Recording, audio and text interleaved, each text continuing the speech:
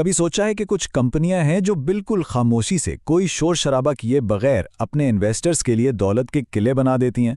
आज हम एक ऐसी ही कंपनी की बात करने वाले हैं, यूनिलीवर पाकिस्तान फूड्स, या जिसे हम यूपीएफएल कहते हैं। ये कंपनी आप समझे कि कंपाउंडिंग की एक मास्टर क्लास है।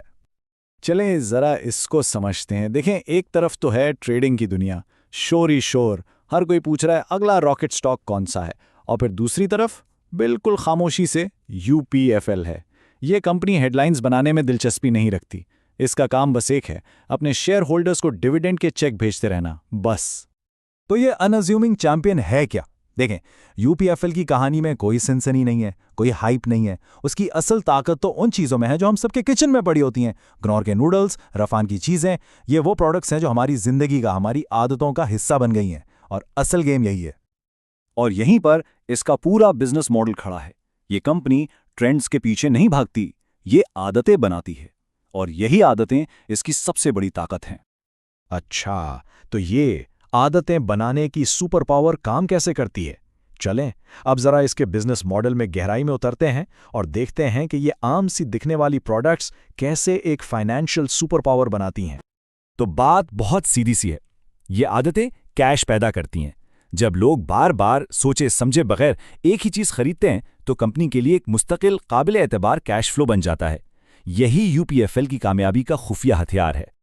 और इस ताकत का अंदाज़ा लगाना है ना, तो बस ये एक नंबर देखें, 30.8 अरब रुपए, यानी 30.08 बिलियन रुपीस। और ये सिर्फ 9 महीने की सेल्स हैं, वो भी एक ऐसी इकॉनमी में जहां हालात मुश्किल हैं। ये कोई तुक्का नहीं है, ये उन मजबूत आदतों का नतीजा है जिसकी वजह से कंपनी को प्राइसिंग पर जबरदस्त कंट्रोल हासिल है।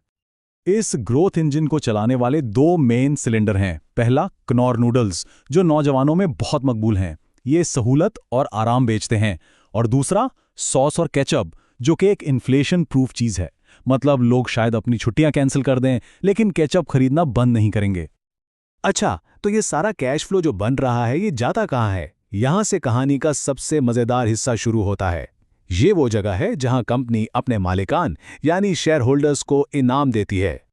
तो सवाल ये पैदा होता है कि कंपनी की ये जबरदस्त परफॉर्मेंस शेयर होल्डर्स के लिए आखिर क्या मायने रखती है, उनकी जेब में क्या आता है? तो इसका जवाब एक नंबर में है, और ये नंबर आपको हैरान कर देगा। पिछले सिर्फ 2-2.5 साल में यूपीएफएल ने अपने हर एक शेयर पर 5,000 रुपये से ज्यादा का डिविडेंड दिया है। जी हां, 5,000 रुपये से ज्यादा।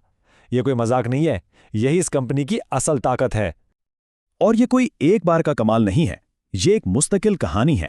देखें, 2023 में 1,455 रुपये फी शेयर, 2024 में 1,569 रुपये, और 2025 में भी यह सिलसिला चल रहा है।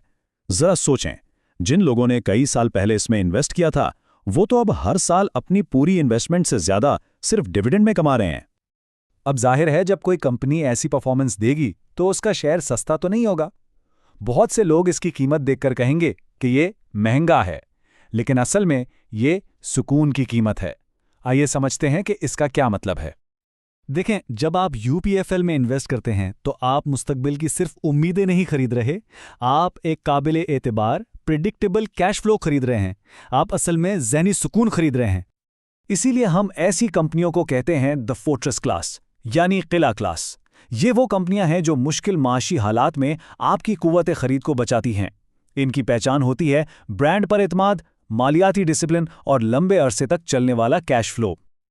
अच्छा, अब जरा इसका मुकाबला इसकी फील्ड की दूसरी कंपनियों से करते हैं। दो चीजें देखते हैं, एक पी रेशो, यानी कंपनी कितनी महंगी समझी जा रही है, और दूसरा डिविडेंड यील्ड, यानी आपकी इन्वेस्टमेंट पर आपको कितना कैश वापस मिल रहा है।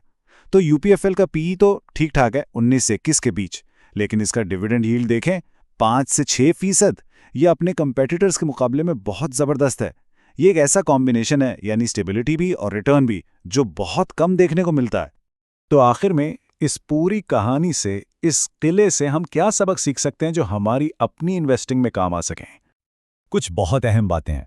पहली, जब मार्केट में कुछ खास नहीं हो रहा होता तब भी मजबूत ब्रांड्स आपकी दौलत को बढ़ा रहे होते हैं।